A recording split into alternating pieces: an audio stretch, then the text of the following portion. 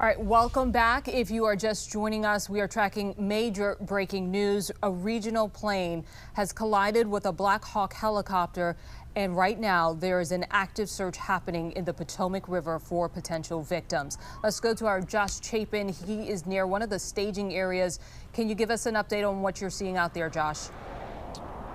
Well, Michelle, I'm looking down at my phone as well to see if there are any fresh updates from either DC Fire, the FAA, as well as the DC Police Department from MPD. What is interesting, since we last came to you about 15 minutes ago, this staging area, I don't know if Issa can go in and show you a little bit more across the street. This staging area had, I don't know, 25, 30 fire trucks and boats and different emergency vehicles out here, and now there are very few.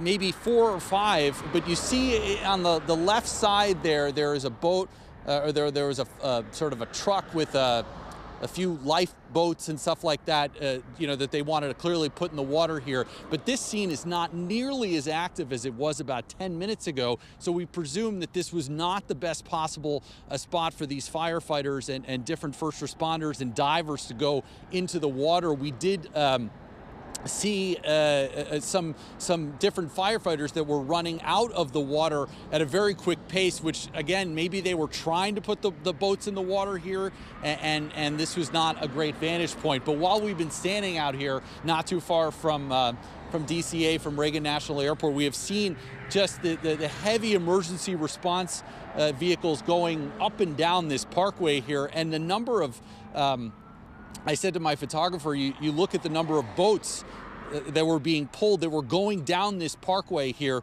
Clearly they're looking for a better place to launch. But again, this is Gravelly Point, a place where a lot of folks, as you're seeing live as we're talking about a number of different emergency responders here that are beyond just regular police and fire.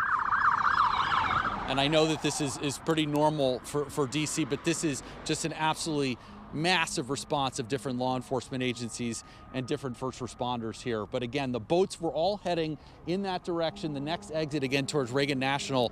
But this Gravelly Point here, Michelle, it is worth noting, not a whole lot of fire trucks left here. Still unclear about the search and rescue effort. We just know that there are folks out here asking us what's going on, what do you know? Everyone out here taking pictures, clearly curious.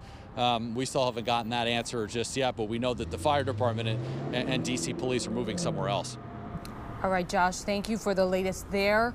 The FAA just released a statement. They will lead this investigation along with the NTSB. They say this PSA Airlines regional jet collided midair with a Blackhawk helicopter, as we've been reporting. Now, Josh, thank you. We can drop that picture. What we know so far about that type of helicopter, I just pulled this up. If you're not familiar, it is a twin-engine, medium-lift utility helicopter with 4 blades, and there is technology to prevent this type of collision. So the question tonight, among many, is how did this happen?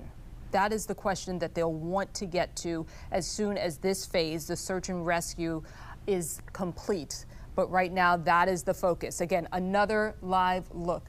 Look at the volume of flashing lights. Agencies from all over the area are responding to this, this situation that is happening right now. We know our Steve Rudin has a clear line of sight to this location where this happened. Control room, let me know if he's ready to go. We're going to get to Steve Rudin in a minute. Let's go to our Carl Willis. He has some new information about what he's seeing. He's at the airport. What are you seeing where you are? Are you near an area where families may gather for information, or it looks like you're in a press room? Tell me what's happening there.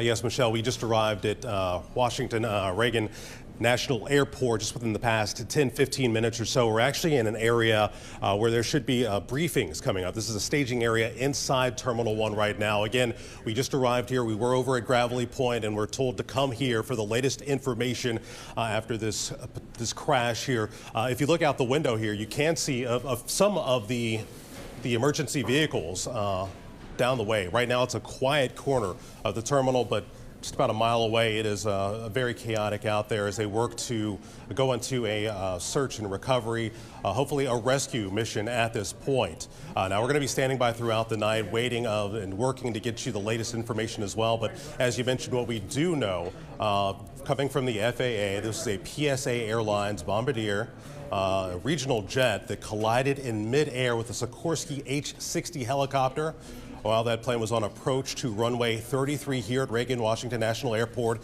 This was right around 9 p.m. local time.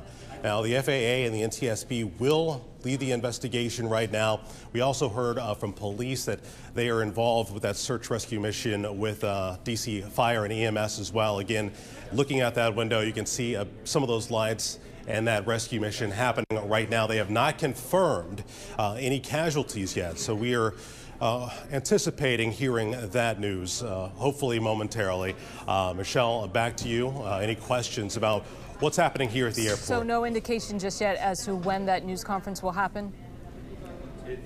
No, we're gathered here with a number of other media outlets right now and standing by, setting up a podium, and hopefully hearing from an official at this point sometime soon. I will be able to stand by and break in as soon as we see any activity of that happening. We'll certainly bring that to our viewers live. Thank you so much, Carl. We'll check back with you soon. We do have a new statement. This one is from American Airlines, not revealing much more than what we already know, but the airline did say that they are aware of the incident and that they will provide more information as it becomes available. Perhaps they're readying a spokesperson to be at that news conference where we just saw Carl standing by. So a lot to discuss, a lot to still figure out and sort out. We are going to take a quick break and then back on top of this big story tonight when we return. Okay, we're going to blow through that break. So moving on now, we want to show you some images that we're seeing on social media, and this is really gripping. This made us all take a moment and pause in the newsroom. So let me walk you through what you're looking at right here. So keep your eye to the lower level, and you see where that bright light happens. I believe there's also a zoomed in version once this loops. So let's stand by for that. Okay, so keep your eye lower near the bridge, and you can see that bright light. That, we understand, is the precise moment when those two aircraft collided. Here it is again. So, such a loud sound we're hearing from people who live in that area, and also that bright light. You know, people have cameras all around, and it just so happened that someone was rolling when this actually happened. So this gives us some insight into where they were on the approach. We know that they were preparing for landing, but to see that image of what happened there, that image could be very helpful in the investigation. Do we have Steve now? Steve, are you there? Do we have Steve on the line? Okay, we're having some trouble connecting with Steve, and we're trying to reach Steve Rudin because he lives not far from the Potomac River and has a clear line of sight of what is going on there, so he can give us a better idea of what he's seeing. As soon as we get him on the line, we're going to go to him. Control room, let me know where you want to go from here. We're looking at live pictures right now of that search effort that is underway. So if you're just joining us tonight, this is going to be a long night. There is a lot of unanswered questions right now. And the other part of this that we haven't really touched on just yet is the human side. We know that this jet holds up to 65 passengers. We don't know exactly how many people were on board that flight, but you can imagine if you have a loved one flying in town, you're likely at the airport waiting for them. So imagine waiting for them and hearing news of this. A lot of anxious people right now in our area as we await information on what has unfolded tonight. Let's go back to our Josh Chapin. He is standing by for us. He's as close as he can get to the scene because there is such a huge police presence. Josh, do you have an update for us? Well, we can share with you, Michelle, that again, as I said a few minutes ago, the fire and emergency crews have left the area by Gravelly Point. We do see one fire truck that is staged there, but I'm going to have Issa show you, and I don't know if you were able to capture exactly that the last time, but if Issa can go, excuse me, all the way across the Potomac River. Michelle, I think that I know we're a little bit far away as you hear more different emergency vehicles just screaming by us here on the George Washington Parkway, but that different response there along the Potomac, it's hard for me to tell exactly where that is, but that response gives you a good indication of just what kind of a night it is here in and around Reagan National Airport in the district. You see some planes that are flying over, really some helicopters, I believe, at this point that are flying over.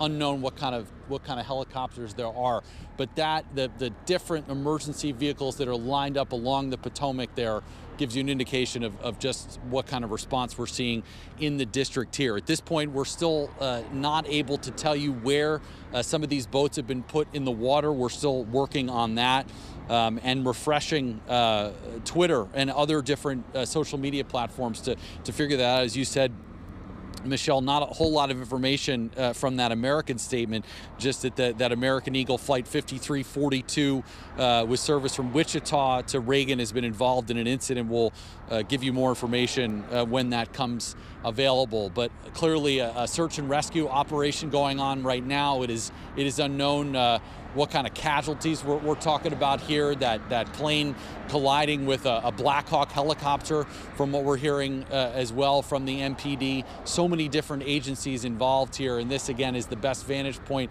we've been able to get here at Gravelly Point. We're going to continue to try and press some of our contacts and talk to the folks out here about what they're seeing. I was also, Michelle, talking to someone who lives, and I'm going to look at my phone because I was chatting with them on social media, but they said that they live on Joint Base Anacostia, and they heard it.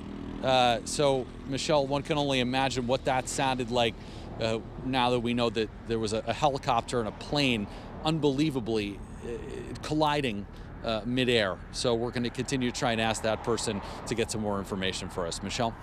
Yeah, this likely disturbed a lot of folks. The sound of that bang would be significant when you consider it is a 65-passenger regional jet, and that helicopter, commonly called a Blackhawk, we understand, is a very large utility helicopter. We should also point out, we don't know how many people were on board that. Josh, thank you. We do want to show you that flight path again, and I want to pull this